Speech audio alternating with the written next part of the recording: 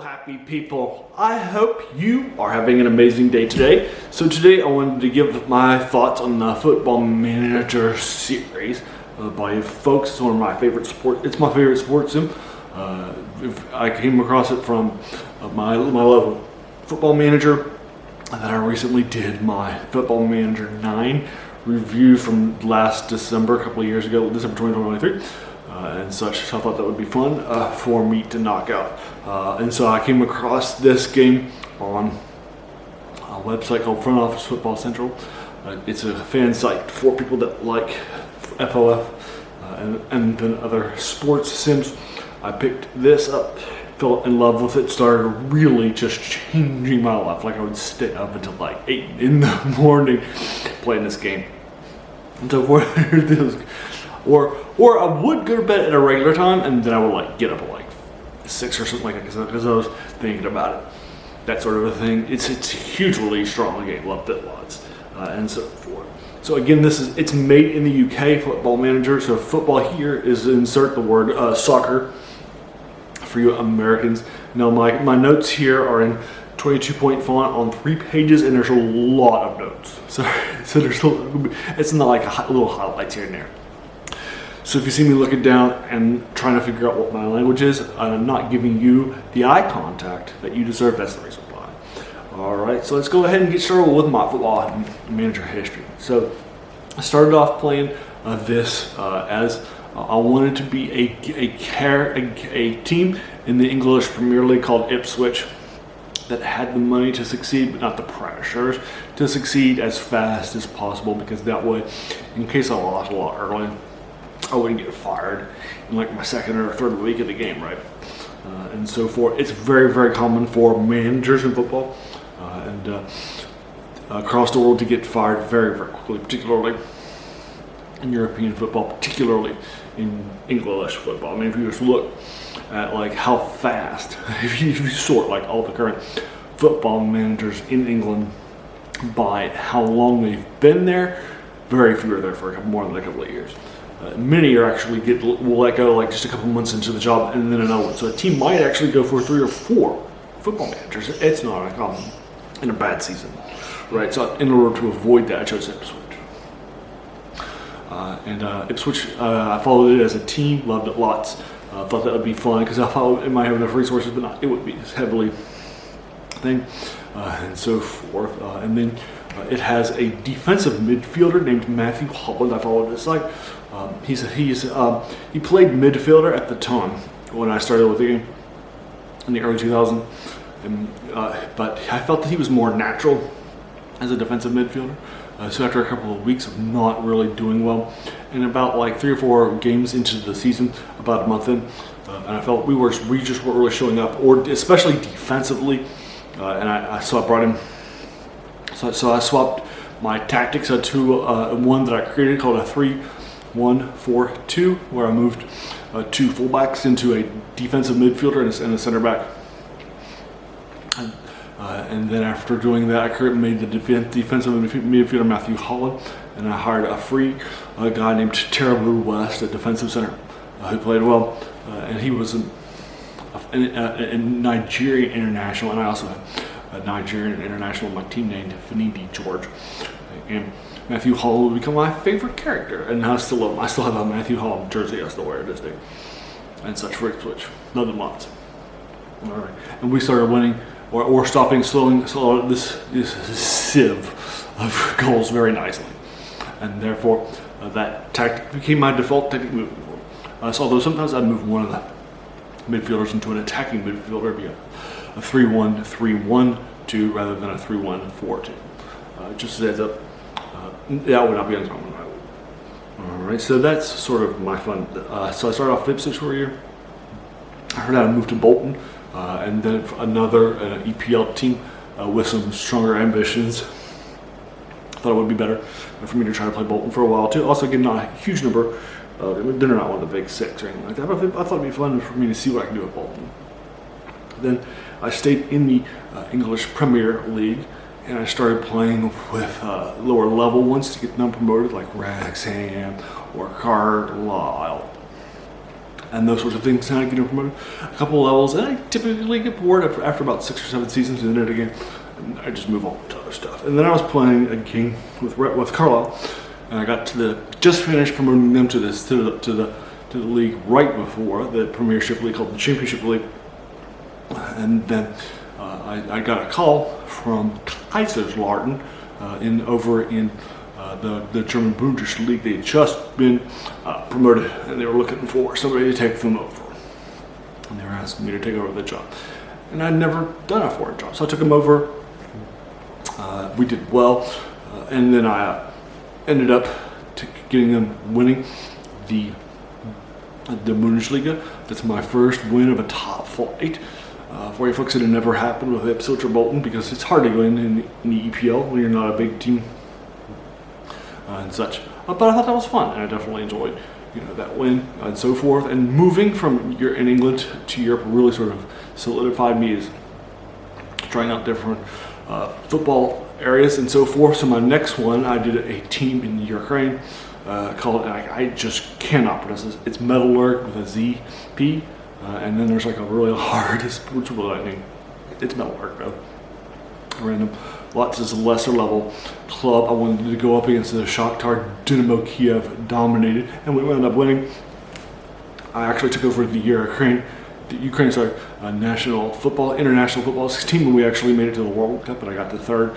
All of that was when Andriy Shevchenko was playing as striker, and I was able to get the best out of him. Great stuff at the top of his brawn. So I just did it to have, it was all about using Shevchenko as much as possible and dominating him as our striker. So good stuff. Loved it lots. And so we made it to the quarterfinals, and then we beat Brazil to win to get third in the World Cup.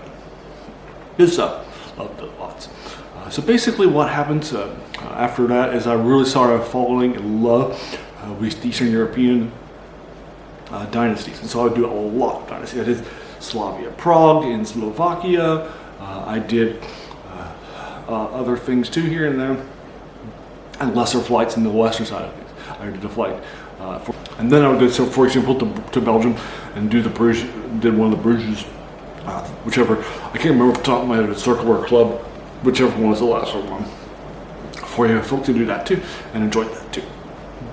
Now, I also had some fun.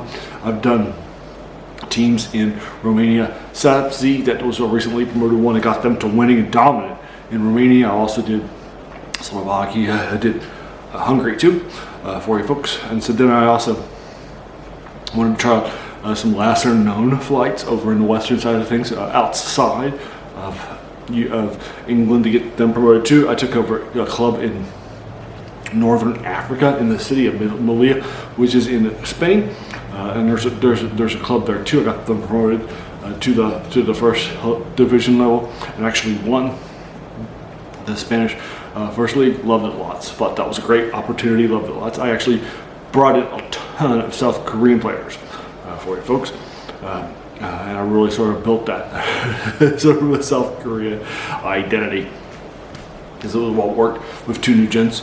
Loved it lots. Had some strong stuff for you folks, and when we won, we won it all. After getting promoted, it was fun, and then we actually made it to the European Championships. I thought it was funny to be playing in the European Championships as an African club. I thought that was fun too. And then we won Spain as an African club too, in northern Morocco. Although again, it's an enclave of Spain. So it is owned by them. But I thought that was funny. I also did Portugal. I did one of their islands too, in between there, a lesser thing from Madeira, for you folks. So I actually Nacional. So I did that too, in between that, and that was my first Champions Club win with Portugal. Portugal's one, although typically it's the clubs that win are the big three, but it was nice to get a fourth one in there too. Loved the odds. So then after that, the next thing I did was I would go to I would swap over to clubs after finishing them out, and actually won the top Spanish flight with my favorite team, Bilbao Athletic, and so forth. It only brings in characters from its local region of the Basque Country. I think it's really strong loyalty to folks, and to the people there too. Love it a lot. And so because of that and the fact that it really does well, and it's a very, very strong team in the Spanish league, top league. I played it and I also won. And I also won the championships with them too after year 6 with them. I turned them into sort of the best national team of bringing a lot of best people. So all the best people across the board. Like the people that they would sometimes sell to the UK or to other teams, or that came from like Antoine Griezmann, the Frenchman, who came in and also his best nationality too. So I turned. He's a huge guy too. He really sort of became our Messi. Loved it lots, and so forth. So that is sort of my FM history. I have played hundreds of hours into each game, thousands of hours into it overall. Love it lots. It changed my life. Great stuff. Love it lots. And so again, this is not for a specific version of Football Manager. It's just an annual releases like Madden or Championship and such. And my last game that I've played and owned is FM 2020. For you folks, I put about 10 or I tried some stuff out, and it just wasn't my fame, so I just went back to FM previous ones and such. But that's the last game that I have and have played, put time into. Originally known as Championship Manager with a big company, they split up, and the company that makes this independent game, it's their only game. They kept the code, and then the big company kept the name Championship Manager, and so forth. So this independent game that's in England it's SI Sports Interactive and long. It has tons of real world leagues and teams and so forth for you to get up to, you can win promotion to, or relegation back to. All that stuff's in there too, just like I talked about earlier with my own history and so forth. You can then choose anything in every place that's in the game, and you can also make them primary, so you can move to them, bring in their players into the game's database, right? So you can go from anywhere from America, North America, South America, like Brazil's and leagues, or you can play in the South Africa, like the South African League, or over to Europe and that sort of a thing. All the European leagues are there too. Or you can go all the big ones, or medium-sized ones, and some of the smaller ones too. Or you can move over to Asia. You can go over to, wherever, right? It's all there. You can play wherever you want to play. Do whatever you want to do. Basically, you're going to do what a football soccer manager would do. So, for example, you hire an assistant manager. You'll also inherit one too, and then you can assign that assistant manager some of the tasks you may not like that much, like training and stuff like that. But then you'll also have trainings. You'll hire staff, or just keep staff that are great at different things and different training things. Like there's an athletics trainers, and there's also one that's good for like fitness training and that sort of a thing that you can bring in. There's also goalkeeper trainers that you can bring in to be really good with your goalkeepers and so forth. Each of the staff have different levels of facility at different things too. So different staff have different levels and so forth, and they can train and actually get better, and your players can train and get better at their things too. So you want to have as best of training facilities, and also as great at training coaches and staff as you can, and so forth. And so, for example, that training alone and being able to level up your team, get them in young and so forth, is a key part of how I succeed at higher levels without the big names and so forth. I just bring in young talents and develop them. They're called, these young wonder kids are basically what they're called. And again, young wonder kids and so forth. So I try to bring in either new gen or real stuff, real life wonder kids. So you can sign players for free off of a transfer if they're not on anybody's thing and so forth. That's one of the ways of acquisition. Or you can bring them in on a bozeman for people that are expiring in 6 months or less. And so forth. And one of the first things I do as soon as that 6 months hits in the end of December is I stop the game and I just look at all the people that are expiring and so forth. In the game, you can check a box that saying if they're a realistic transfer or not. You can reach out to them and so forth. And that's one of my best ways of getting people, because they're free, but they're not competitive for. They're not like the pickovers right after the season ends with whoever's left. Right. That's your prime talent. That's where my Nacional de Madeira over in Portugal that we won the Champions League with. That's where I found my from the top Bundesliga team Dynamo, no, it's not Dynamo Kiev, but you know what it is. We brought in a young guy named Pierre Hochborg. I think I'm pronouncing it right. H-O-J-B-org. And he was an attacking. He was a great midfielder. I played with DMC, but he's also really strong at AMC too. Actually, absolutely helped us win our league and get us and for that sort of thing. He helps push us into a dominant position. So that's where I go for finding that talent from Bozeman's, and then you can transfer them just directly. And there are transfer windows that you can get them at, although you can always pay for it and that sort of a thing. And there are also some windows, like if you get them domestically, there are some windows inside of a season 2 rather than the winter window and that sort of thing for that month or 6 weeks based on your domestic league. For example, I once had a goalkeeper go down I think this was in France when I was running a league there, and then I just went ahead and transferred in somebody from our top domestic league instead, because I could just go ahead and register them immediately as an emergency and so forth, and we did fine. So you can also do that too for transfers and so forth. You can also bring in youth, and from a youth academy, again, you want to have the best youth academy you have to increase your odds and quality of getting in some good youth. And again, have some great training so you can upgrade them, play them in game, get the match experience, that sort of thing.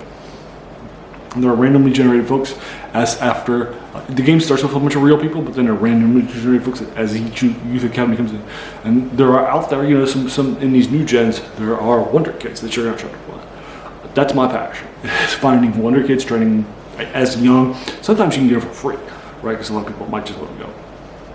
Bring them in, develop them, give them that play time, that first team that you need. And that's a great way for a lower level club or an Eastern European League club or just a lesser profile club in a big one to help compete. And that's one of the ways I'm really doing.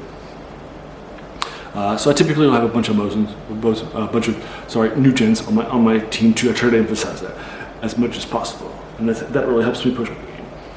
All right, so for example, you also have press conferences. You'll get one after every game automatically. It will be assigned. Sometimes you'll just have one like when you sign players and that sort of a thing, or when you first start with a new place, and you can just hold them too. And that press conference is a great opportunity for you to motivate your players or try to get into your enemy's head, because there's a pre-game and a post-game post conference too, and that sort of a thing. Then you will talk with them, with your players too, in order to motivate them, and then you also give speeches pre-game, during the game, in order to motivate them in halftime, and then after the game too, based on what's happening and who your foes are and where you're at, that sort of thing, what the expectations are, in order to get the best management out of them too. And then your players have tons of stats too, they're in 3 categories: mental, physical, and technical.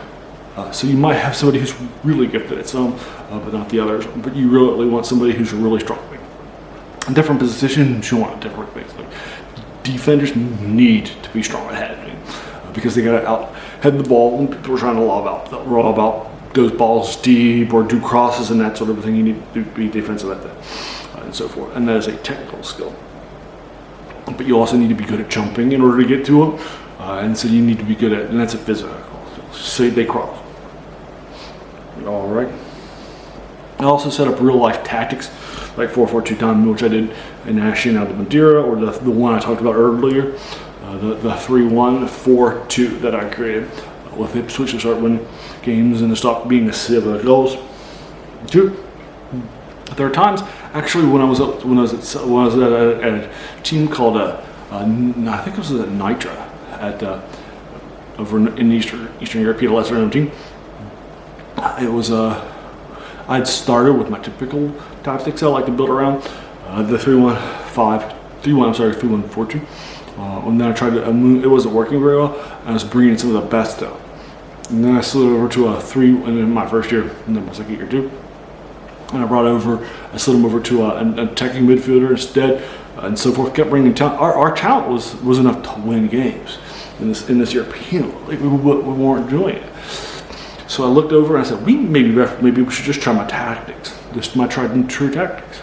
So I swapped over to a different tactic, basically the 4-4-2 with an attack with two midfielders, and I moved over and attacking one. Because I hired 2 strikers, so I felt I needed to stay with 2 strikers up front, but I just went with 4 in the back instead of 3 in the back, and hired 2 fullbacks when I brought in on a loan from a bit nice team, so I wouldn't have to pay them money in case it didn't work out. And then another guy was an absolute 5-star guy I brought in for free, a German guy. Dennis, I think it was Dennis Dirkmeyer.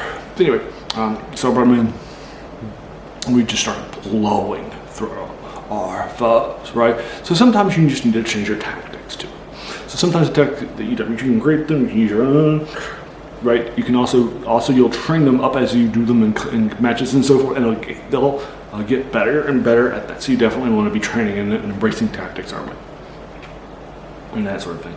You can also do all sorts of things for signing things like bonuses, different amounts that you can make. For example, you can give them a clean sheet bonus in case if they're a goalkeeper and no goals get scored. You can give them a goal bonus in case like for strikers and or attacking midfielders to get that money if they make that things win.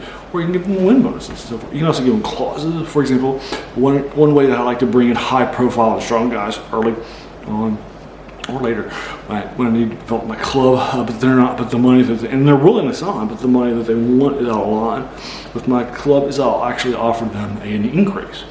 So like, for example, let's say they wanted a 3-year deal at a particular amount of money. Well, I might offer them that deal at my maximum that I can offer by my management staff, but then I'll also just go ahead and add like an increase bonus, like maybe a 25% bonus to increase their salary each year. And they're probably going to be more likely to do that because it's a longer thing. Right, and they can see that money will go up over time. Or maybe I'll offer them another year, right, in order to knock back and so forth. You can basically do all that sorts of negotiations with folks. Also, agents are in this game too. Agents have their own personality too.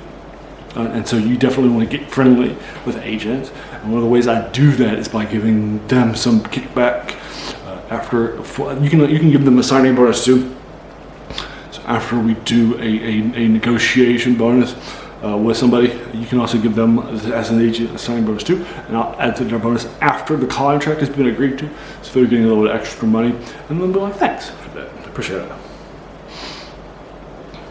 And that'll typically increase the likelihood that their agents are going to sign in the future, and they probably have less fiscal demand too. All right, so you can also, so that's great stuff too.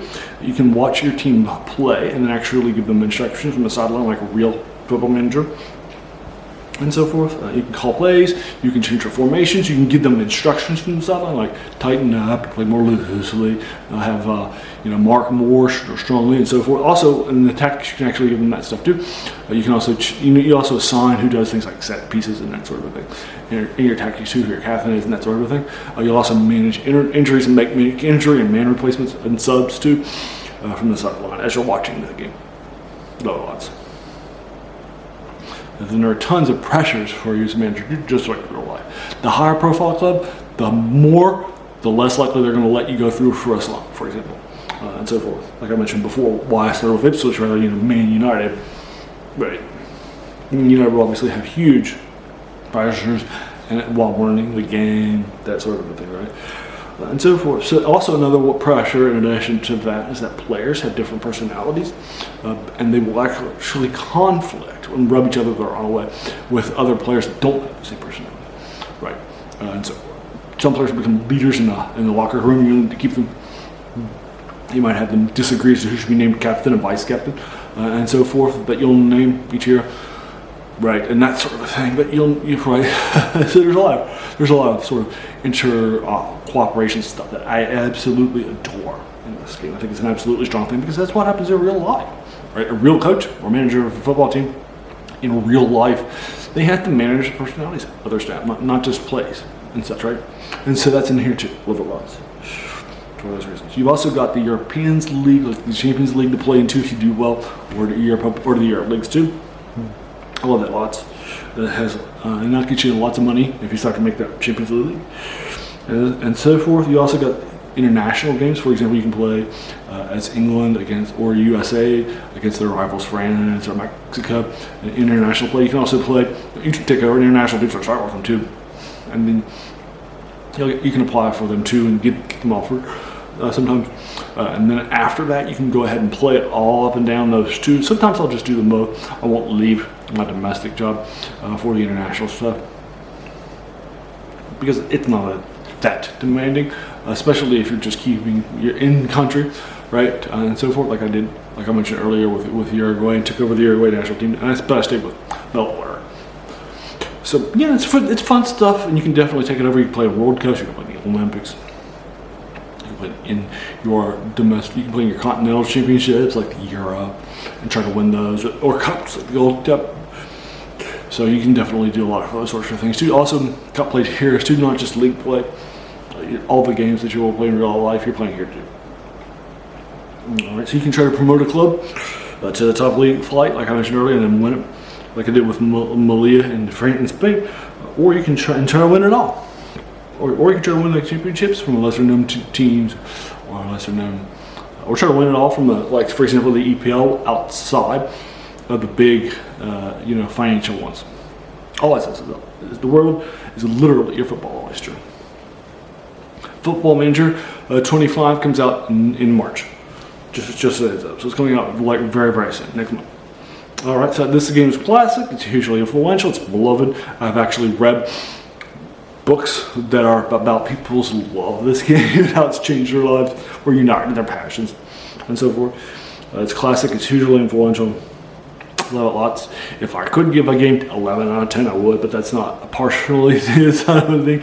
So I'm giving it a 10 out of 10 for you folks. But that is my thoughts of Sports Interactive. This is Football Manager, the Sports Tech Sim, and so forth. And so forth. Again, this is not for a specific iteration. It's for all the iterations combined for you folks. But there you are. So those are my quick thoughts. Again, I'm not a paid critic. I didn't get paid to get the game. I also do not do this for a living. I'm just a fan. I try to do a video game review every Wednesday for you folks. So this is as if you like this, and if you agree or disagree with my thoughts, let me know in the comments below. Again, there's no spoilers here, so you don't have to worry about that. Typically try to keep my reviews spoiler free. So let your sports friends know, your soccer, football fans know, your FM fans know, your SI fans know, whatever. I think this would be fun, and have them watch this video. I think that would be great. So there you are. And then I want to, if you like this video, why not hit the like button, the subscribe button, because again, I try to do these typically older games. I have done Planet Coaster 2 a couple of weeks after release. And that sort of a thing every week on my Wednesday for you folks. I also do 3 reviews a week on older science fiction, fantasy, and horror works. Yesterday I have a publication on a poem by H.P. Lovecraft in 1930. Tomorrow is my final review of a W.W. Jacobs Horrors classics and fantasy classics, so things like The Monkey's Paw that put them on the map in a major way from the pulp here. Tomorrow is a 1902 collection that he published of short stories. And then I have on past Monday, I had a Lynn Carter early 70s short story. And then I'll continue to do that too. So I try to do all those sorts of things for you folks. So there you are. So if you like that too, check it out too. And let your friends know too. I'll also try to do my Saturdays for the Forgotten Art, the serials, movie serials and TV serials that have been forgotten by our modern storytelling, as some modern storytellings that are sort of been for and audiences too. It's but I love it lots and telling those sorts of lost things for you folks. So, and then also we'll typically do something of a movie nature, like my favorite movies of like I just did my martial arts last Friday on Friday too. So I try to do 7 videos a week, but one has to be video games because that's my absolute obsession in life for you folks. As a reminder, this channel is named "The Worst Thing About New Books." That's a quote by French philosopher Jacques Joubert, who said that the worst thing about them was that they kept us from reading the old ones, right? And there's definitely some older classics in this area. Here, this is a video game, not something that you read, but you get the idea. It's something we might have heard about, but never actually played it, but it's worth your time. And thanks, and then I want to thank you so much for taking some time out of your day and investing it in watching my videos, right? Because we all have so many things that are happening in our lives, and we're pulled in so many different directions. So the fact that you spend this time with me That's incredibly humbling, and I appreciate it so very, very much. So, thanks again, and have an amazing day.